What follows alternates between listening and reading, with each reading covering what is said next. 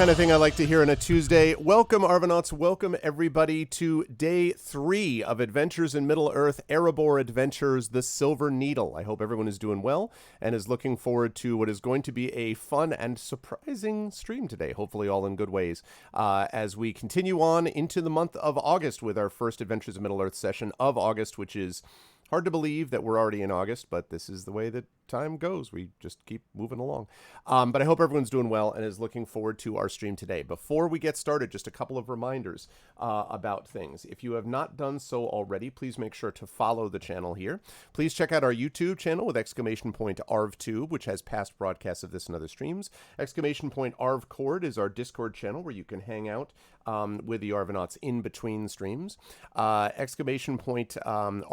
is my Twitter, which is always the place where I will tweet where I'm going live and talk about various things relating to teaching, writing, family, gaming, streaming, and occasionally a bit of politics in there too. !Arv tweets for that. And of course, you've got arvaneleron.com is my website for all of this sort of stuff. On the financial side, !Arv shop will give you material for both the Infinity and Beyond crew and the Adventures of Middle-earth crew. And we've got things... Well, I won't say anything more about that, but there may be some changes coming up in the shop, including the addition of some Espergenesis material there as well, so you can get merchandise and swag, which some of our people are repping today, some of the players on the stream. !Arv is the Patreon, sitting at $2.23 per month. We had one drop down, and then another person, I think, jumped in, so I'm going to have to check that in terms of who supported it, but that means we're sitting at $2.23, which is very much appreciated. Any support that anyone can give really does make a difference because it allows me to put money back into the stream. I have some new, for example, tavern music that I'm going to be using as part of a new arrangement that I've got with someone, with a company, and I'll be talking a little bit about that when the time comes. But that's the kind of thing that licensing and all that costs money, and so the Patreon really does help me do stuff like that. It also allows me to support people like paying my R vocalists and that kind of thing. No, that's not the surprise. That's not the surprise. That's just an additional thing. That's just a little, that's an extra blueberry on top of the cereal, basically, Echo. But anyway, so there's that. So that is very much appreciated. You can get cool stuff for yourself as well, including inspirations for the players. And let me remind everybody that inspirations have been reset. And so inspirations are now available to everyone to use for the month. So they should be up to date. That's !Arv and then the last thing, of course, is that sub button right under the video window. We're currently sitting at about 72 subs, thanks to some gift subs and other people who've jumped on board. That's wonderful. Let's please continue to push that sub number upward, because that also really helps too. And so I'm really excited about the potential for that, because, again, that's money that I can put back into the channel and also into my writing, which also affects the channel, etc., etc. And then on the publishing side, and when you can get custom sub badges and emotes and things like that. Oh, and by the way, those of you who support at a high enough tier, you will notice, although I don't know if I see the flare on my chatty, may not see it on my chatty, but you will see it if you're looking on your web browser there. We have a new flare made by Shadowed Mage, which is for people who have tier 2 support of this channel. There is a green ink pot that you will see below your feather on the stream, on your chat, I should say. And then if you were a tier 3 supporter, there's a purple ink bottle. This was Shadow's idea, and it's a really cool one, and so we've added that to the channel. I don't know if it's showing up on my chatty yet, but again, chatty will update, and then we'll get the flares working also. But yeah, you may not see it on the stream, but you might see it if you're using like a web browser or whatever. There's a, again, green ink pot for tier 2, and this is not amount of time. This is the tier that you're supporting. So tier 2 is green and tier 3 is purple. So yeah. So anyway, thank you to Shadow for that and all that kind of good stuff. Where's my green ink pot? Yeah, it's not on this. But it's not on Chatty, which is what I use to capture it. So you're browsing. Let me see.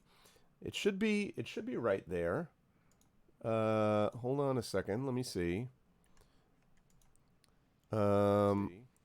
Let's see. Test 1, 2. Yeah, I see it. It's there. It's there. It's not on, oh, actually, and it is. Look at that. It actually is on there. See, because I think you maybe, I don't know what it is, Echo, but right now that's, see, you can see that I've got, there it is. Perfect, see? There's your little ink pot. Right there, see it? Got the little green ink pot right there. Lovely.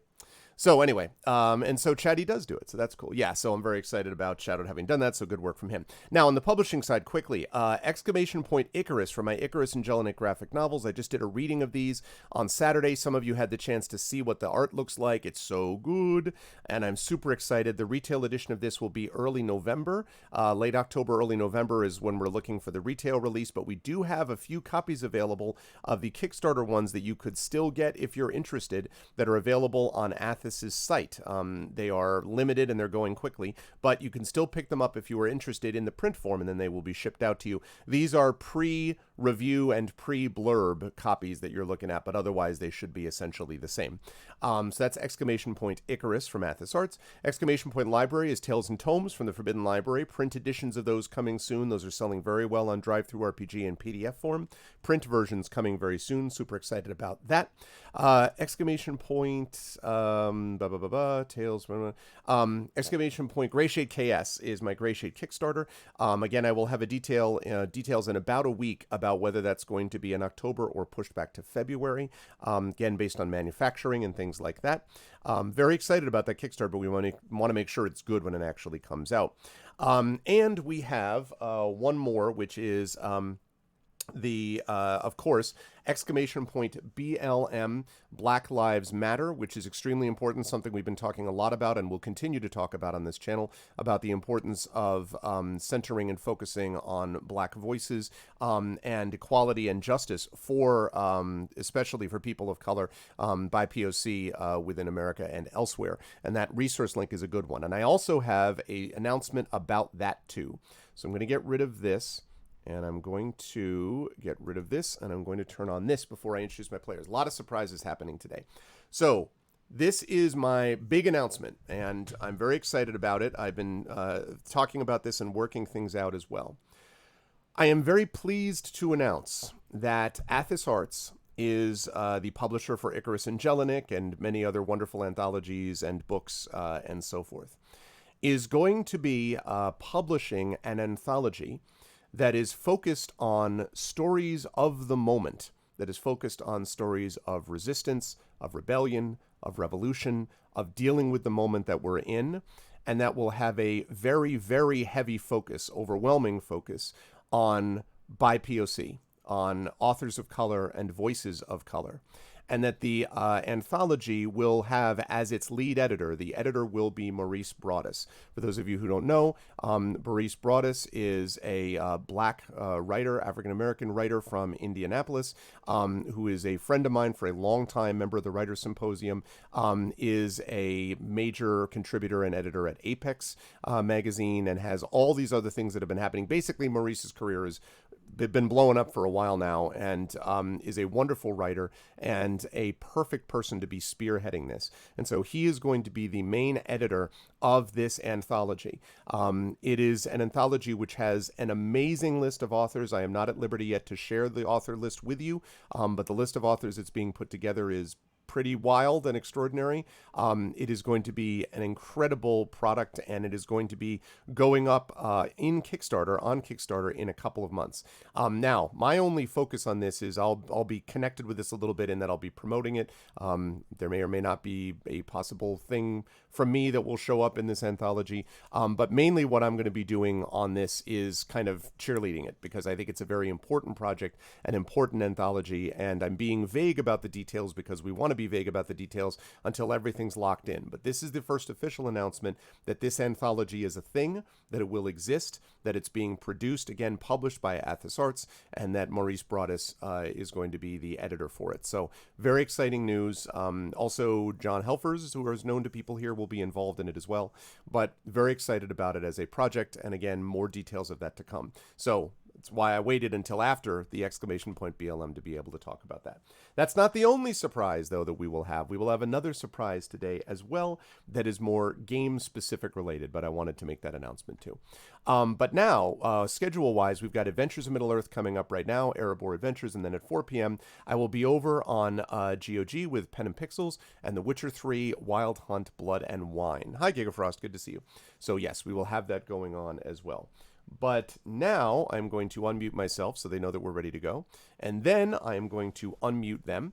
And I am going to move over to see these lovely people who I see in my absence. I notice have the windows have moved around, as often is the case. Excuse me. Yes, I'm still where I'm supposed to be. yes, Thank you are still there. That's right. You were the one who paid attention, but everyone else, no, it's fine. This is why this is why you never lock webcams in a window. Just a little pro tip. It's never going to work out. But yes, our players are here. I do have a surprise for the players today.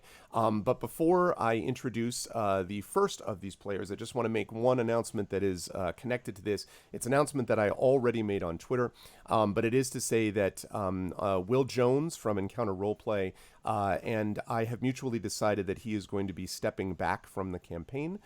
We wish Will well. Will wishes everybody in the campaign well. And there will be sort of character reasons given as to why Robar Staunton has departed for now.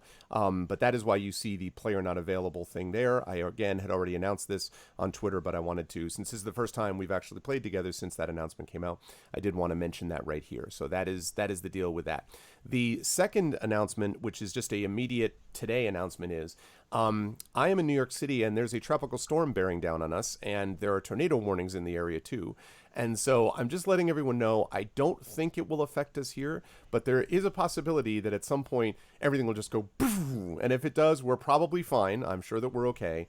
But I apologize in advance. I do have a battery backup, but I don't think it'll last for everything that I have to keep running here. So anyway, there's probably a slightly lower priority on the Maslow's chain of etc. Listen, never mind the importance of breathable air. What we need is to keep the stream going. That's what matters. Yeah. But anyway, yeah, be safe, Mrs. Dunsel, as well, also a New York City person. It is raining pretty hard, and so yeah, my shirt was all soaked earlier today as I was bringing umbrellas down from the deck and stuff, so my plants don't go flying into the neighbors' yards, etc. But anyway, so those are the two announcements, and now I will move on to introduce the lovely players who are still with us, including the person who is repping the now immediately collector's item AI shirt because of the back, and that of course is Trendane Sparks. Trend, good to see you. I know also, the pen. I know. Yeah, represent. It's got. I know, but that's good. See, this was all a long play just to boost merchandise profits. That's really that's not the case.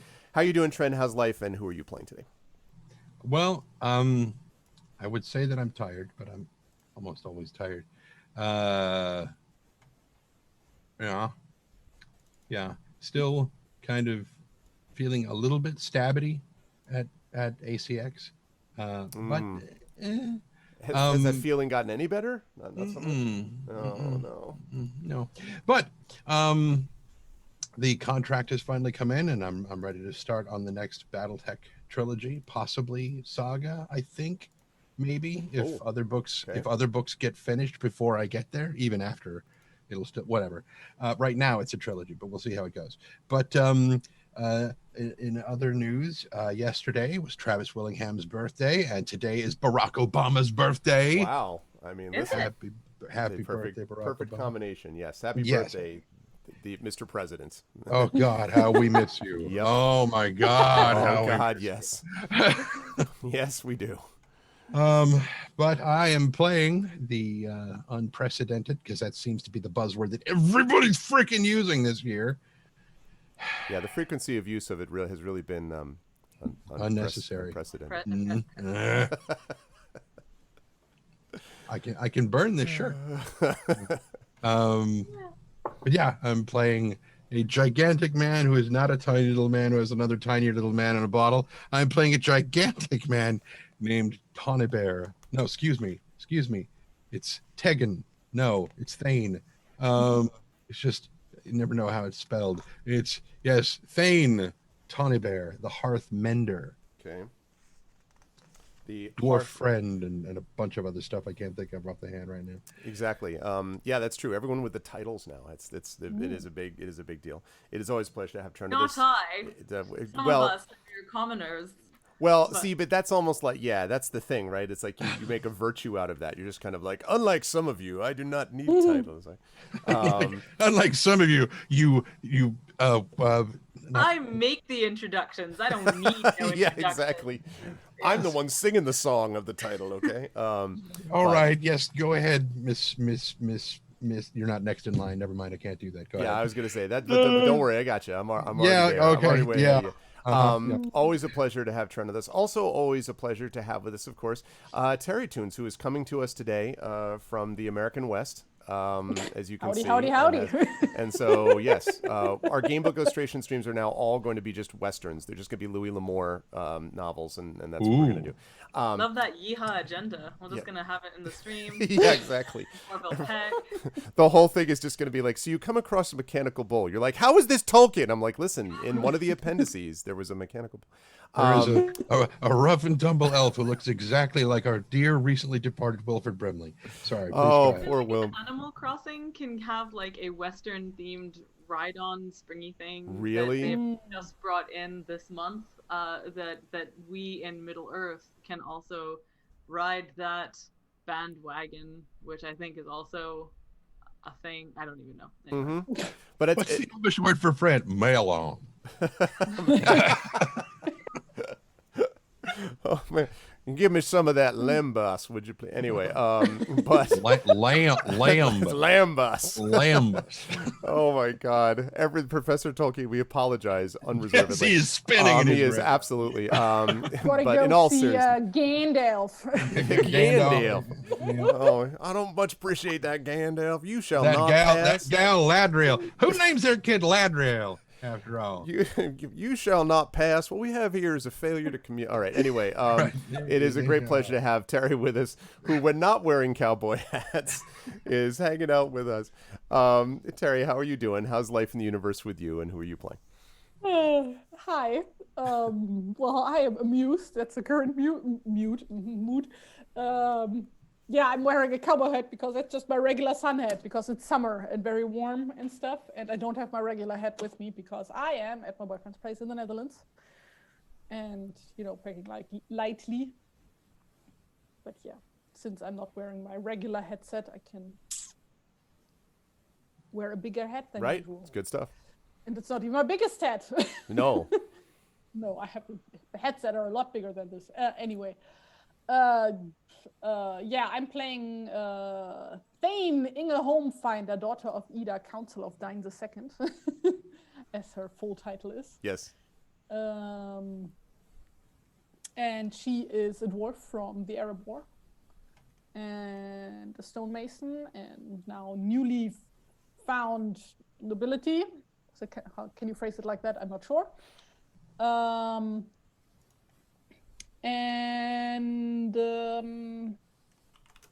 She has a trusty pony sidekick named Lilleman. And now she has her own clan, which is also cool. It's now clan leader, I guess. That's which true. is the Homefinder clan. That's right. So you now have all these, you have to consider health benefits for your. I mean, it's going to be a whole new world as a making dental plans and stuff like that. The CEO, the CDO, the chief dwarf operator officer. No, I'm looking forward very much to seeing how Inga plays today, as I am also looking forward to seeing how Amal's character plays today, or should I say the character of the, again, Hugo Award-winning Amal Omatar for This Is How You Lose the Time War, which, again, just a little bit of a flex. Someone here said that this was going to win all the awards, and I was proven correct. Just saying. I'm just saying. That's what matters is my prediction ratio. No, in all seriousness, it's as you know how much I love this book, Amal, so congratulations. Really well deserved. How are you feeling about that and everything? How are you feeling about life, and who are you playing today? Thank you.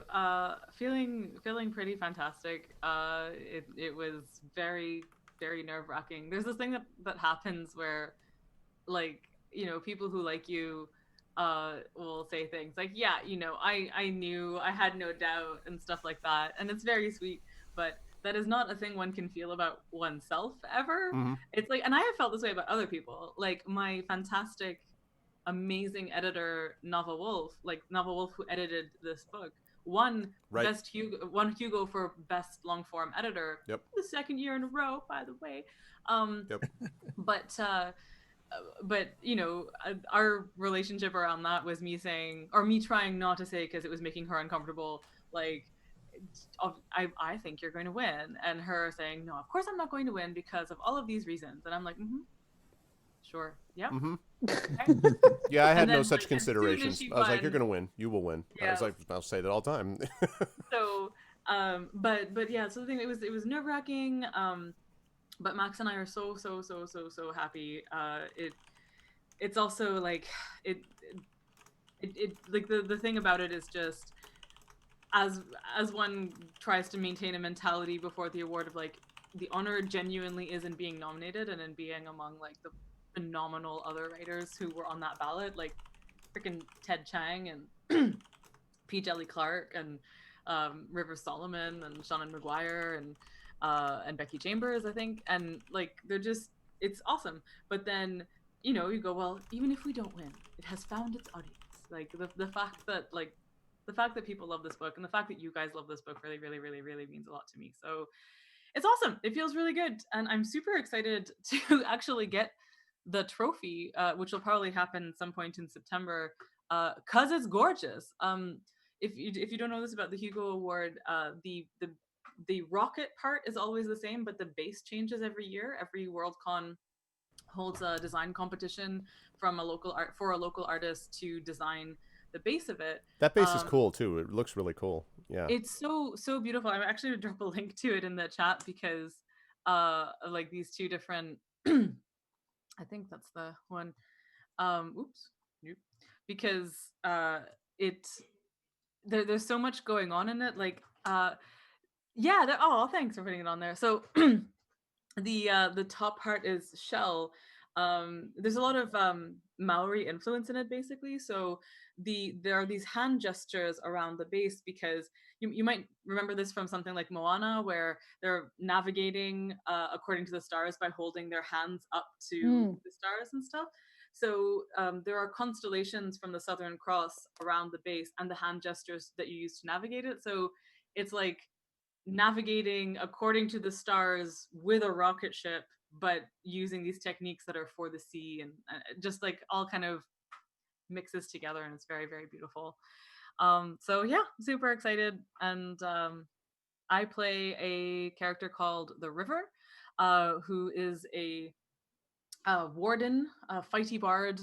She's a woodsman of Rosgobel, and she has a badass elven girlfriend named Ash, and also a faithful hound of Mirkwood named Stone, and she's got axes that are cool. She fights with axes, and she plays the harp. And what else? I just said, nah, that's fine. That's all. Yeah, that's all. Cool.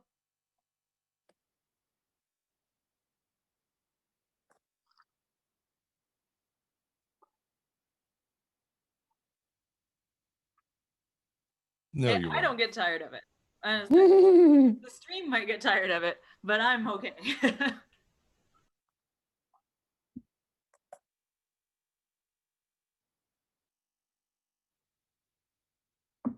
Sorry about that. Yes, I forgot I was trying to mute because my Dragon Spear gifted incredibly loud mechanical keyboard. I was trying to keep that down a little bit so while Amal was talking. So, all right, let us fire up here a little bit of music. And also, just a quick note that I am going to be adding in. Let's go with Willow in the Light, actually. I am going to be adding in. I've got an arrangement that I've got with a company, which I'll be able to announce shortly, for some new ambient music. They actually reached out to me first, and I love. Don't get me wrong, I love the work from Kevin MacLeod, and will continue to use a lot of it. May he be blessed for keeping this all creative content, commons, etc., and therefore free to use on streams. But this person reached out to me and did a lot of really amazing. He started with tavern work that was like really beautiful, like an hour long of this tavern music stuff, and he's got other ones that he's working on too. And so I'm going to be essentially, I guess you could say, partnering a little bit with this person. I just am not at liberty quite to announce it because we haven't, made all the final arrangements yet. But that's going to be happening, so you'll hear more of this kind of music on the channel coming forward. And I note that in part because I see the Rising Tides has popped in, who, if you have not seen the reaction on Twitter blowing up over the Rising Tides and our new project, that the Sound Clash, which is going to be broadcast on this channel starting in a couple of weeks. It is called The Clampdown is the name of the campaign, and it is his new tabletop, Forged in the Dark tabletop role-playing system that he has put together. It's an all by POC cast. It is... this thing is awesome. I am so excited. And again, the pitch of take a bunch of punk rockers and, build your punk rock characters who use their musical powers to fight against depression, and explain to me how that is not peak 2020. What would be better suited for right now? So I'm super excited to have Brandon doing that. So I did want to give him another pop, since that is coming soon, this new campaign. He's also a truly fabulous, amazing poet. Yes, he is. It's just I'm just so happy to see your handle in the chat. Yeah, Brandon's got more stuff. Oh, trust me, Brandon's got more stuff happening on this channel too. So and elsewhere. So anyway, there are plans. There are things afoot. Anyway, so let's talk a little bit about what happened last session, because I know my players are dying to find out what happens next and what this surprise might be. So, in our last session, the party was at the doors of Dale. They were at the doors of the city, which had been closed to them because of an accident, what apparently looked like a road accident, a cart that had smashed into something. There were a bunch of things on the ground. There was a dwarf who was pinned underneath it, although it turned out that he was okay. And so there was a bunch of milling about, people trying to get in because the Dale market is open and all this stuff, and they couldn't. So the party did a little bit of sort of talking to some of the locals, talking to them about what was happening. But then several things of significance happened here. First of all, Kelda, who was this old craftswoman, was attacked, as the party discovered, by several of these bandits who had come from out of nowhere, and they attacked this person who was well known to people in Dale as being an extremely accomplished seamstress. When the party arrived, the bandits had already been partially driven away, and the party did the rest of the job, driving them away. So Kelda, it turned out, was unharmed, and nothing really had been taken of significance from her, which seems strange. And she pointed the party to a couple of examples of things which could have been taken, like the most valuable thing that she had in her possession, which was this incredibly pretty silver needle, with which she was doing this extraordinarily complex embroidery. One of the witnesses of this was a hobbit called Clovis, who had basically explained to them that he had seen these bandits come and attack, had talked a little bit about his own traveling adventures and how he's seen stuff like this happen before, etc., etc., and also gave them a suggestion about where they could go and find them, because he had heard rumors that this bandit camp had basically been found somewhere off to the east, and that if they could go out and find these bandits, they could probably keep these attacks, which have been on the rise in recent weeks, and drop them down a little bit. Which, let's be clear, for the party which has successfully managed to undercut the Gibbet King, who has talked to dragons, which has battled orcs and fought, listened to the horn on the Dwemerhorn and survived, dealing with a couple of pathetic bandits is like it's a Tuesday, right? It's not a big deal. And so the party agreed that they would. It is a Tuesday. It is a Tuesday. It always works perfectly.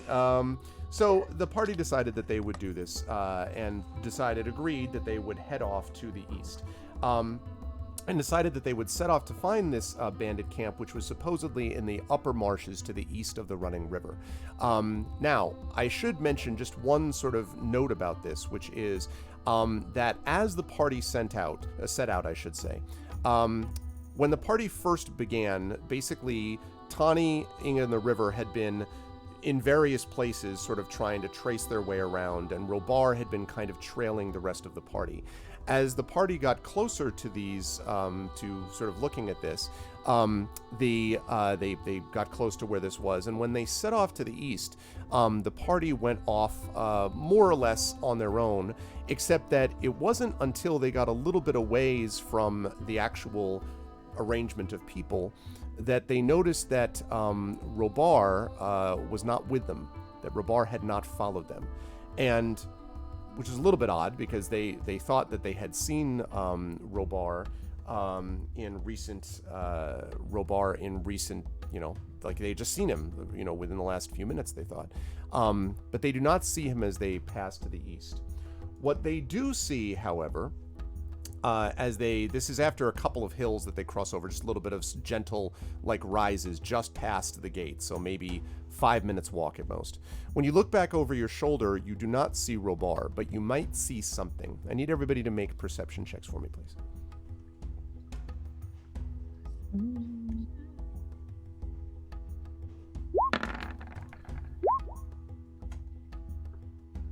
Woohoo! Off to Wow. a great start. Absolutely. Okay, so Thane Tawny Bear with the 15. Thane Inga Homefinder with the 23. Everything just becomes wireframe. You can see everything in the world. And even the river with the code in the Matrix. the 17 exactly. Everything is just green numbers. So it's actually Tawny and River, something does seem odd to you as you look back, but you can't quite make out what it is. It is only Inga who's actually able to really see that there seems to be a small figure that is following you. Okay, how far away are they? Probably over the last rise, so I don't know, that's several hundred feet. So more than that, probably, maybe 500-600 feet on that other side. It's a small sort of dark figure that seems to be kind of like peering over the sort of side of the top of the hill, just sort of looking at you. For how long have you been walking? Probably about 5 minutes. And it's actually at that moment, I think, that you probably would notice that Robar's not there either. So you kind of look back over, Robar's not there, and you see this small dark figure who is clearly not Robar. Yeah, without turning around, like, Inga's like, don't turn around, but I think somebody is following us. River totally just turns around. Don't- It's like, wait, what? And says, wait, where's Robar?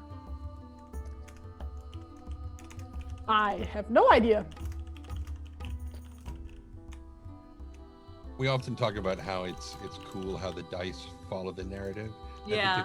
I think it's amazing that it's Inga who would be the one to notice that Robar wasn't there. Absolutely. That she got the highest perception. Oh, I think yeah. it's just awesome. Exactly. I know, it is incredible how often that happens. So, But yes.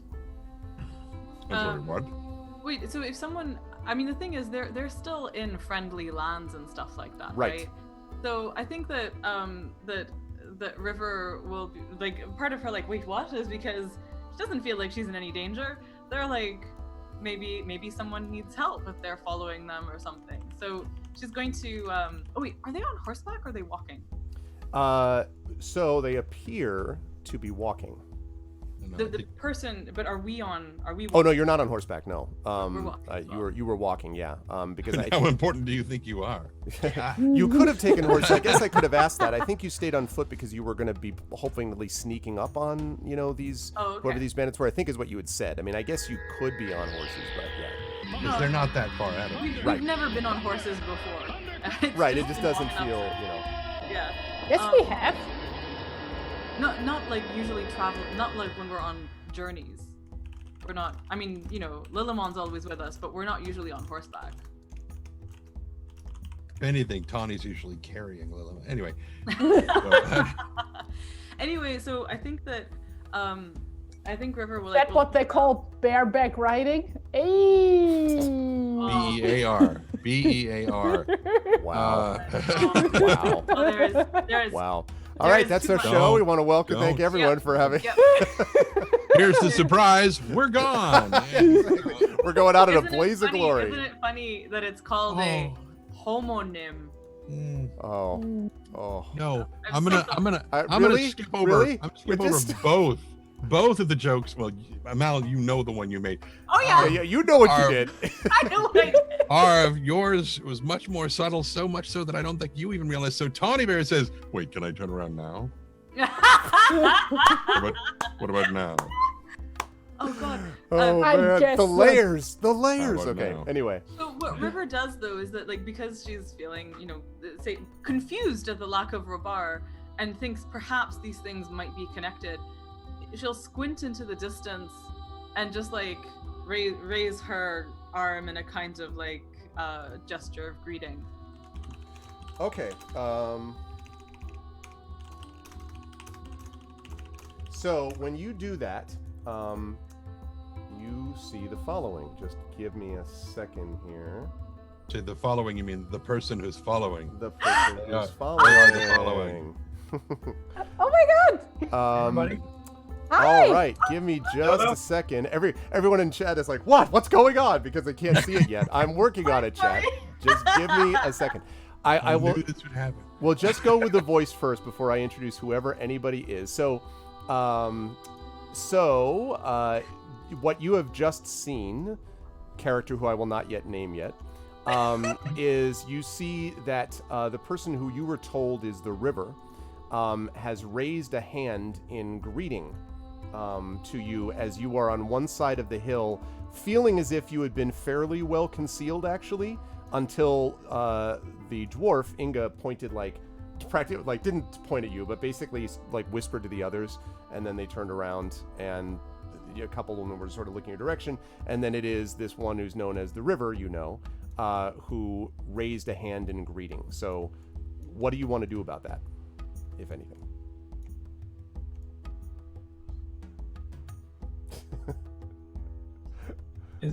Is that to me? Sorry. Yes, Yeah, that was to sorry, you. that's to you. I'm being all secretive. I thought you were setting things up. I'm No, sorry. sorry. Go ahead. My bad. I'm trying to arrange video windows and not spoil things. So yes, but Okay. that is to you. So you can at least tell us via audio at the moment what you want to do, because it seems like they have spotted you. Oh, okay. I will sort of raise my hand and then approach carefully. I'm a little bit nervous. Okay. As you come close, would you like to describe to the wonderful people in chat who are about to see your picture, I swear to God, in just a moment. There we go. Oh god, I have to draw a new character. Yeah. Yes. Would you like to, before you introduce yourself, tell them what the characters, what they're seeing in the character. What does your character look like? They see a young-ish hobbit. He's got a backpack on. He's got all kinds of gear. He looks very, very excited. His face is kind of happy and he looks eager. Maybe you're not sure for what yet, but that's what he looks like.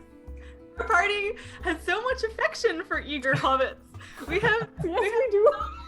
so much experience with eager, nice, cheerful hobbits. Oh, I'm so excited. Curly hair on the toes. Trent's reaction is just the best. Oh my god. Oh boy. All right. Okay. Oh well. I will allow the newcomer to introduce in just a moment. So you can see this hobbit just previously described coming close. So all of you can now see this hobbit described. Not you still? He hasn't turned around. Inga said, "Don't turn around." Oh, all right. It's not So turned around. Okay, so fine. So everyone, so Inga and River sees this while Tani is still relentlessly attempting to avoid turning around because that's what he was doing. So during these I'll turn around. crucial what is it called? Torturously long minutes that we wait for our new hobbit friend to catch up to us, Inga stands there, arms crossed, and then looks over to Tony. Is like, I think you can turn around now. It's fine. Are you sure? Yeah, I guess. All right. And he turns around and So now you see this eager-looking hobbit who's coming in your direction. he turns back around to face It's the like- way he was going. And maybe lengthens his strides a bit. So you are now all close enough that you could speak to each other if you wish. River, who is unlike some of her companions, actually genuinely pleased to see a hobbit approaching them. Also, they just had a very lovely interaction with Clovis. Oh yeah, he was a hobbit. Yes, Yeah, that's he was a very quiet, thoughtful hobbit. But anyway, so River says, "Hail and well met, traveler." Well, I was sent by Robert Staunton. I met Robar? him in Dale. Is that the right name? Robert? Oh, it's Robar. But I love the idea that he Robar. might not I love the actually have idea heard that it he quite right. mispronounced it, Yeah, The I end. love that too. That's really good. Yeah, sorry, it was Robar, but that's fine. Yes, that's even better. I met Robar, and he thought that you might need of some help in adventuring, and I think I fit that bill. Where is Robar? And you do have. I don't know if you saw this. Did you see that, Brad? That I gave you. I said you had a note. Or no? Yeah. No. He gave you a note. I have something from him. Sorry. I met him in Dale. I don't know where he is right now. Next it is out of his hand. He gave me this to give to you. Here. And reads it. What does it say? So the letter from Rovar is characteristically terse, and it says, "Called away, problems with bandits and Black Tom. Will write when possible. Robar." Yeah, that sounds like him. He just slunk away, and we didn't notice. He's so good at that. Remind me that when we see him again, that I'm gonna kill him. Okay? I will. I'll do that. Thank you. Robar. Yeah, Berner just said this is actually perfect. It is the Tony Stark scene with Iron Man and Spider-Man. Just like, all right, look, kid, just go do the thing. Robar just sending the Spider-Man version, over to, you can do this. Anyway. And okay, wait, sorry, I'm sorry. What is your name? My name is Bolo. Bolobras. To be exact. Bolobras took. Bolobras took. One hears many good tidings of the Tooks. Yes, Bull Really? my great grandfather, great one of those greats. Funny, I've haven't ever you met heard it of too. Belladonna Took? She was a legend in her day, or so the stories say. So Robar told me you were off on an adventure, and I would like to know more.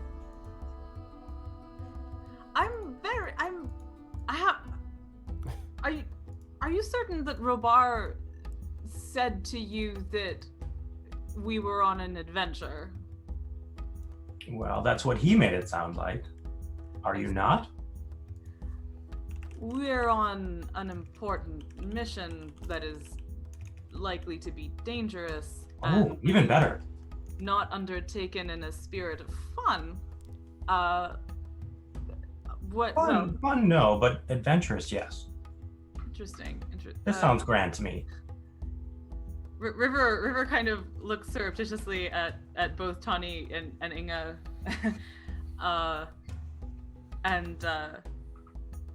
and basically says, "Why don't you tell us more about yourself?"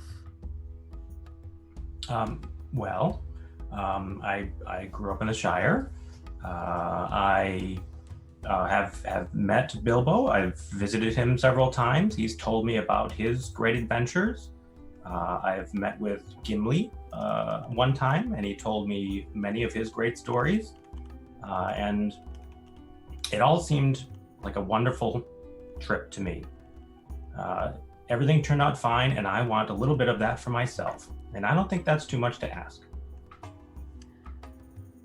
May I ask, under what circumstances did you meet these individuals? They were at different family parties that Bilbo hosted, and I got to know him a little bit. I wouldn't call him a close friend, but a friend.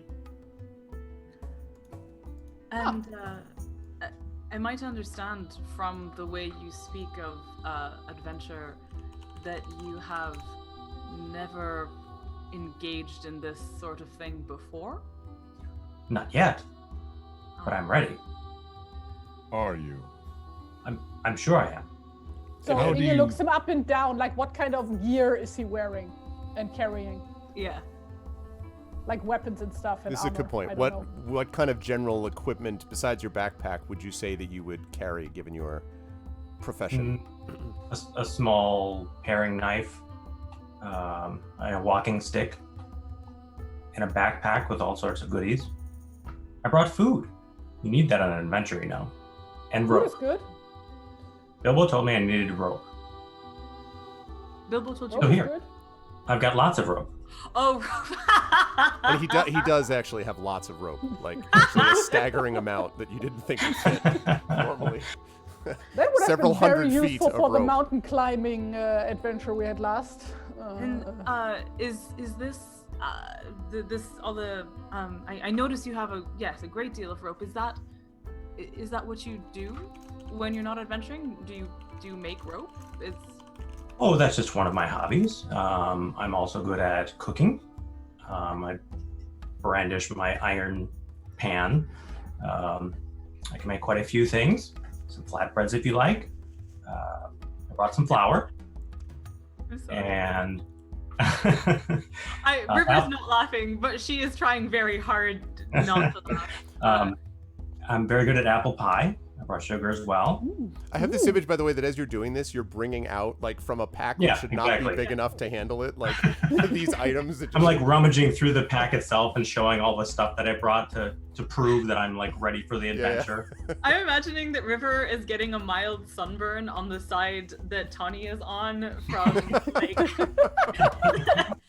the heat and rage radiating off him as our resident baker and maker of foods. Well, he's not, you know, speed walking away anymore. Now he's actually stopped at the point of when he said, you know, are you? He's now stopped and has his head half turned and is kind of out of the corner of his eye, sort of watching what's going on. And he's just like, you said that after hearing their stories, everything turned out fine. How do you define fine? Bilbo came back with a whole chest of gold. And how many of his friends died while he was out? Oh, well, there might have been a few, but I don't think we will, because we're together, and we'll be a good band. And they weren't? Well, maybe they were, but we've learned from their mistakes. We can learn.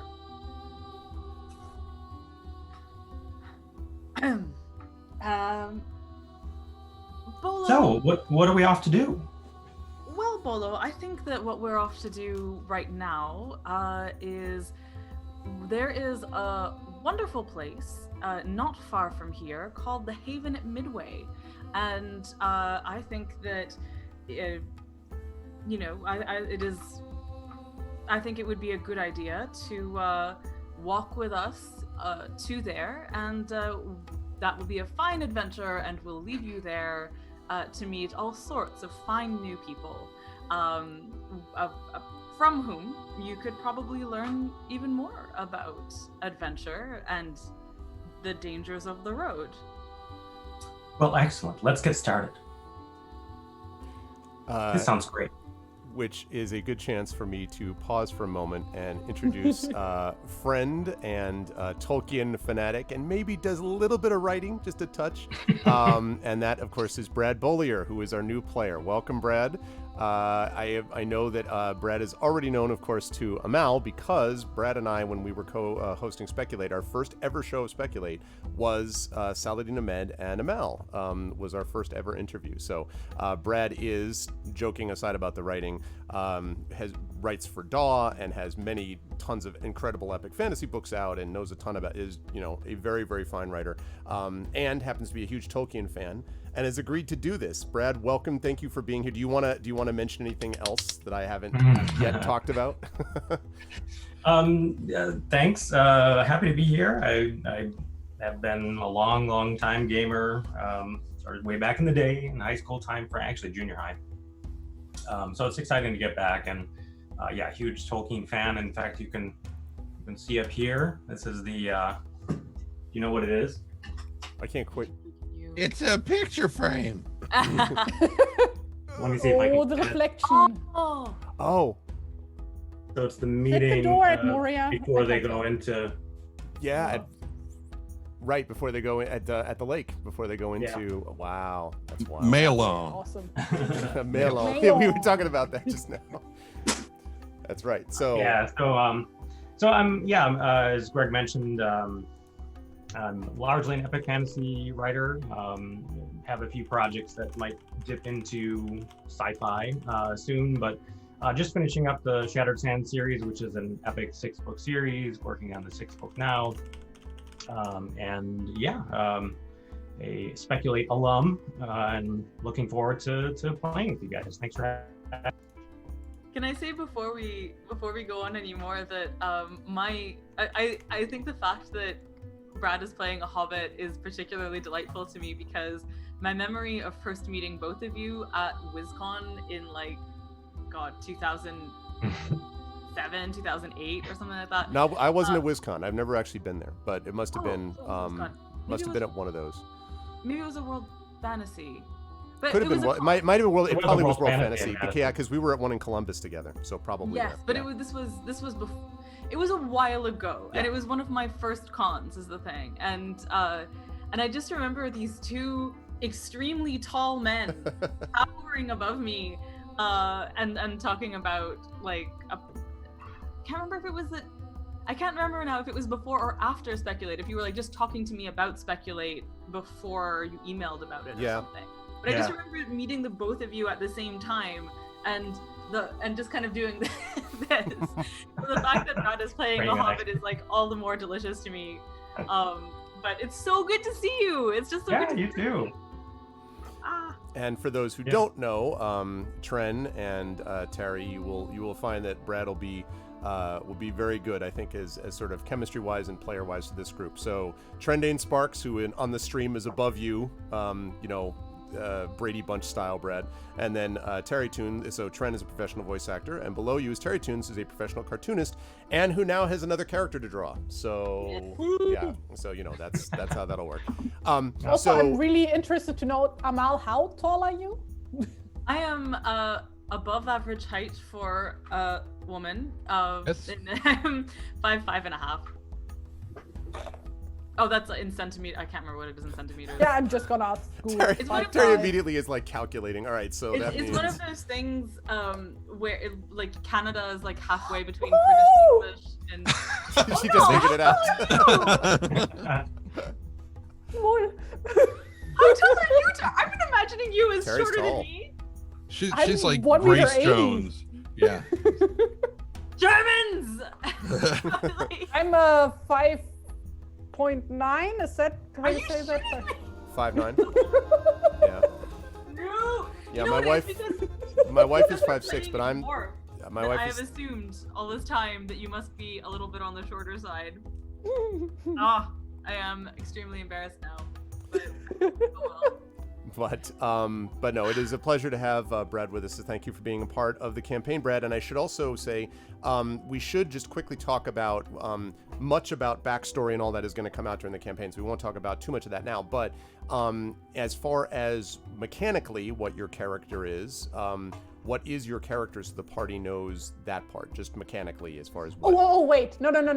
I'm kind of in the mood to actually find out in character. Oh, all right. Well, then If that's okay fine. with everybody else. That's fine with me. I don't. That's okay. I'm super keen to do that. Can I just also contrast this introduction with my introduction, where I'm pretty sure the river was introduced to the party sliding on her knees and double decapitating an orc or something like that. Underground, I think. Her dog attacked and stuff. Yep. This was very much and then waving and then sort of running with the backpack. I could try that with a squirrel or something. Yeah, exactly. I also, Very small. I think you would notice something else, Ingo, which is when Bolo comes up and starts doing, telling you about how he feels and everything. I would like you, by virtue of the perception check that you'd made, I'd like you to make an insight check also. Yes, sir. Only Inga, because it has to do with what she originally saw. Oh, okay. I was gonna say because I can. River is kind of looking him up and down to try and figure stuff out. Right. About him. I mean, you could try to determine something separate if you like. This particular thing has to do.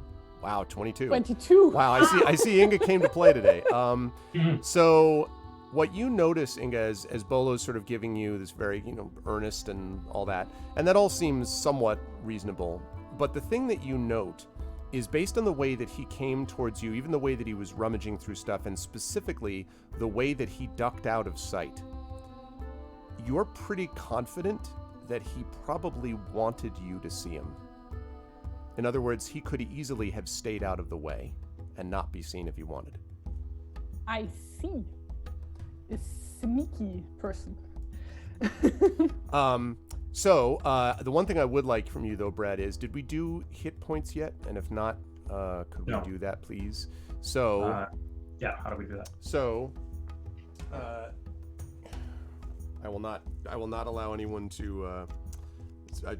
I'm mindful of what Terry said, so I will not try to spoil anything. But can I make an insight check though? Oh yes, I'm sorry. I beg your pardon. Yes. What are you trying to determine, though, specifically, though, River? What his profession is. Okay. Professional hobbit. He's a cook. I think actually two things. Like what his profession is, but with a side of is he trying to hide something? Okay. Okay. Sure. And then I'll tell you how to do the hit points in a minute, Brett. It strikes her as really odd that he would come up like stating outright, if not, strongly implying that Robar sent him to join the party instead of just like to deliver a message, and that seems slightly odd to her.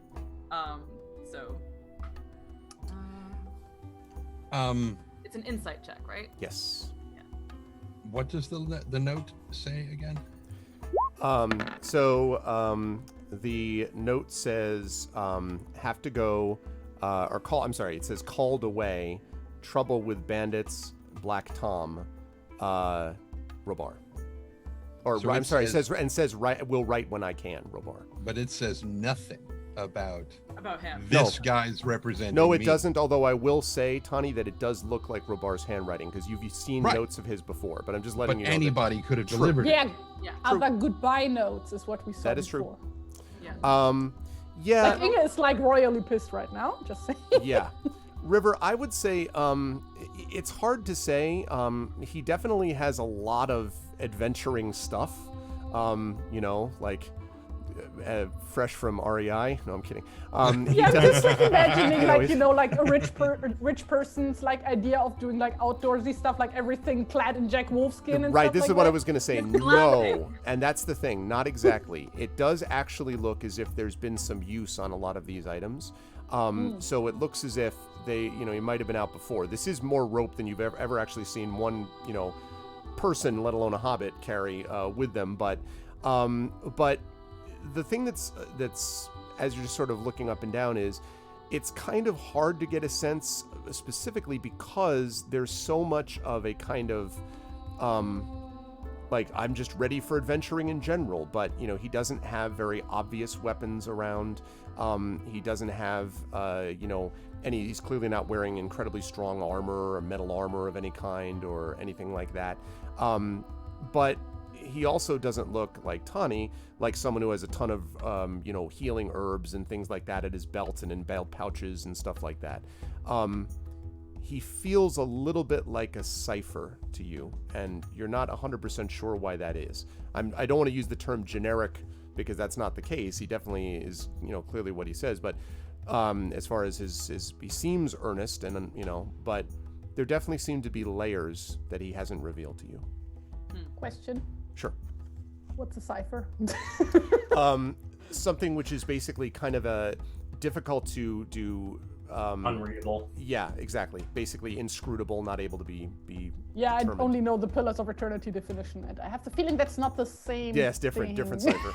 Random trivia fact: the word cipher comes from the Arabic word sifr, which is for zero, like the mathematical. I zero. actually did not know that. Oh, that's really- interesting because in German Ziffer means number. Oh, really? Yeah. Very cool. Arabic. And in the Matrix, Cypher was representative of betrayer and therefore Satan, therefore Lucifer, which is where his name comes from. Anyway. I imagine you saying that, and then suddenly Tani gets real focused on like just sort of stares at so back to the hit points question. So you are going to be, because everyone is level 7 now, I believe. So you are going to be rolling, and I forbid anyone in the party to go looking for your books to see what this might indicate. I would like you to roll a 1d8 7 times. So 1d8 7 times, and then we're going to add your Constitution modifier to that 8 times. Wait, doesn't he just roll 6 times, and the first time he gets just maximum hit points? I'm sorry, you're right. Yes, you get maximum hit points the first time. That's right. So you get 8 points, and then you roll another 68. 8 points plus his con modifier. Right. But that we'll worry about the con modifier in a minute. For right now, do the maximum is okay. Yeah, no, I got you. Okay. I'm with you. So I got the 6d8 came out to 29. Okay, so 29 plus 8, so we're dealing with 37. Now, do you have a con modifier? By chance, do you have it? Well, what's your con score, I guess I should say. Did we figure that out? Where your Constitution score is? Okay. We didn't. So let's go with 37 for now, and then we'll just make sure that we add the Constitution part of it if there is. Con modifier of 37. Boy, I wish I had that. Make a con save. No need. Oh, no. So. All right. What's your Constitution score? 84. God, okay. And also, for note to Brad, you have at the moment 0 shadow points. I will explain what shadow points are as time goes on, but essentially the very short version, the TLDR, is as things happen throughout the course of the campaign, you will gain points of shadow, and based upon incidents that happen, enemies that threaten you in particular ways, events in the story. And as these shadow points occur, you are sort of weighed down by the effect of this. If they ever pass, if the shadow points ever pass your actual raw wisdom score, then what that means is you become miserable. And what miserable means is that you get disadvantaged to some things, and more importantly, when you then gain another shadow point after being miserable, you have to make a saving throw, and if you fail it, then you basically lose control, and you engage in some terrible act that is sort of tied up with things relating to your flaw. It might be betraying your friends, or it might just be losing your mind and running away because you whatever. And then once that's done, the temporary shadow points reset, but you gain a permanent shadow point. There are ways to also heal shadow points based upon certain ways that you rest certain events that happen in the game. But at the moment, Tani has 3 shadow points, the River has 7, and Inga has 6. And that's halved from what we had at Wilderland. In Wilderland Adventures towards the end, Inga was at like 12, and River was at 14. At 12? No, that can't be. Yeah, you were at 12 shadow points at one point. Yep. Huh. Absolutely. It was like, I think, at your wisdom, right? Yeah, exactly. I have 11 wisdom though. So... Maybe it was. Maybe you got one of those points. I don't know though. Maybe I don't know. I'll have to take a look again, because regardless. So yeah, that's what shadow points basically are. At the moment, you have none. So for whatever that means, for you down the line. Okay. So with that said, basically, you just like decided to travel with a bunch of really depressed people. Yeah, you basically joined the Cure. Is basically what we're just. Okay, so do you have any questions for us before we continue on with things, Brad? And a lot of this stuff will work out, now that I can actually bring you into Discord and not hide you anymore and all that. It'll be easier to be able to talk some of this stuff. Just quickly, the immediate area that we're in. Yes.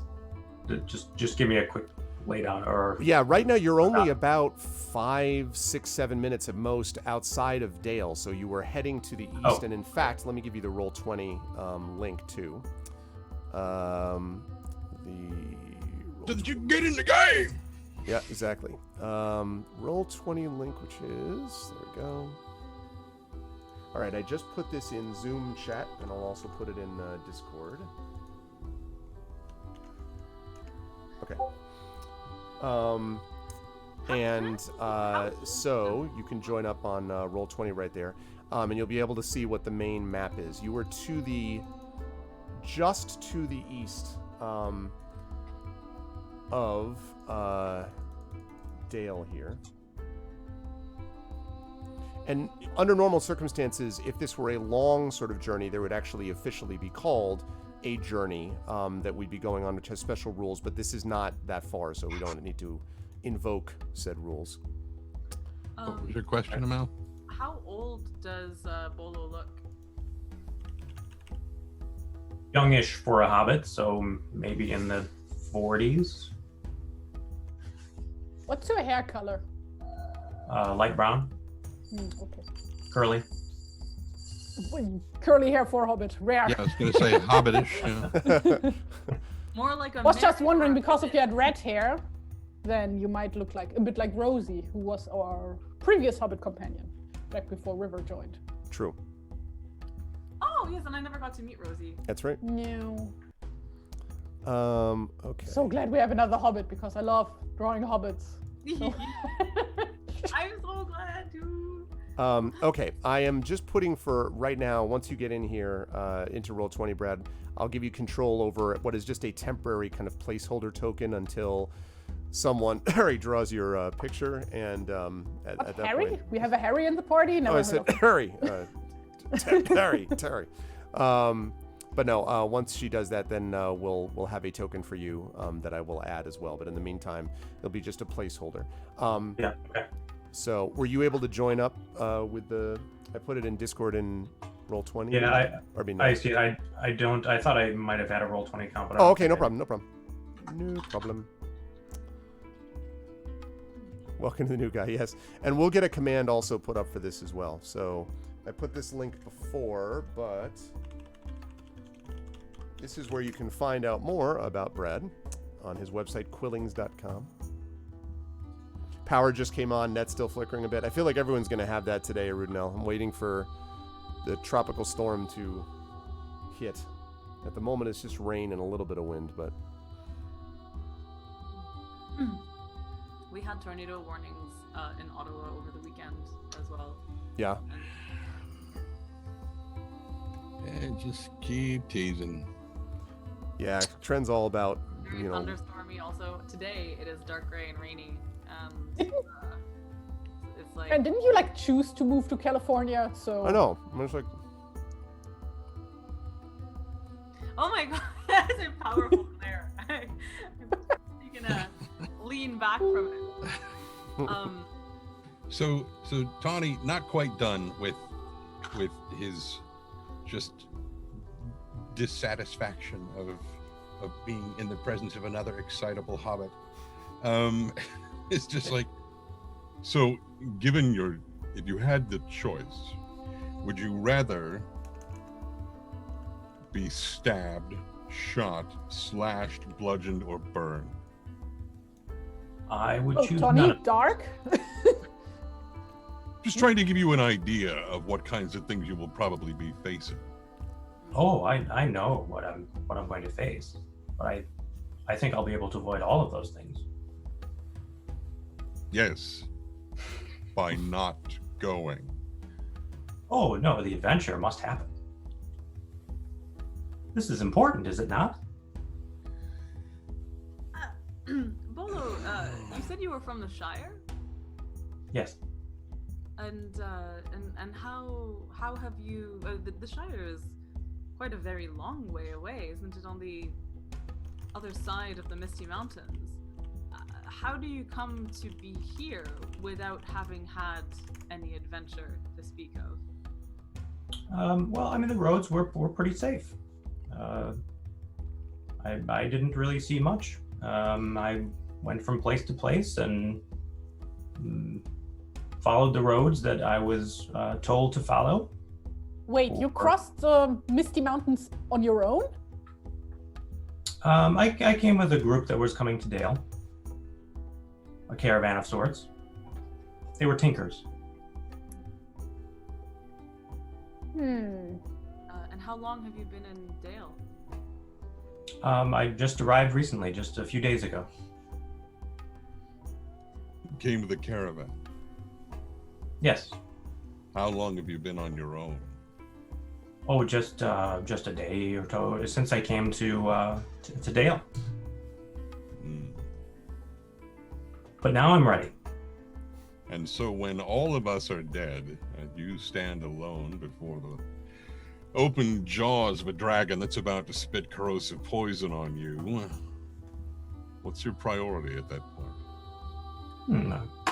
I would think that we would go in with a solid plan and not fall into that sort of trap. Would we not? I'm dodging the question. For someone who values foresight as much as you seem to, you also seem to be quite spontaneous. Well, we all have a mixture of both, don't we? Sorry, say that again? And we all have a mixture of both, don't we? Well, River sort of looks from side to side and says, why exactly have you chosen to come with us? Well, that was pure chance, I will admit. I met Erebor and we got to talking before he went off on his way to deal with the bandits, apparently. I honestly don't know much about that. Or Black Tom, was it? That sounded like an adventure in and of itself, but he didn't want me along. So he told me about you, and he had a note to deliver. And I thought you could use my help. Okay, describe Erebor to us. And I do. Yeah, he Is his does. description accurate? Yes, he does describe him accurately. Yes. Okay, good. Is my volume better, by the way? Yes, much better. Thank you. Yeah, good. Who said that? Pigs in space. My kids have started watching some of the Muppet Show, the old Muppet shows, and oh man, the mysterious voice cracks them up. Anyway.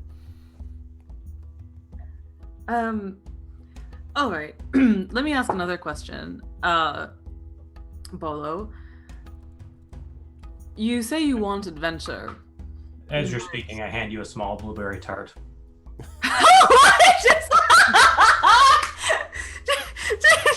I hand them to the others as well. Ooh, like Inge digs like right in. River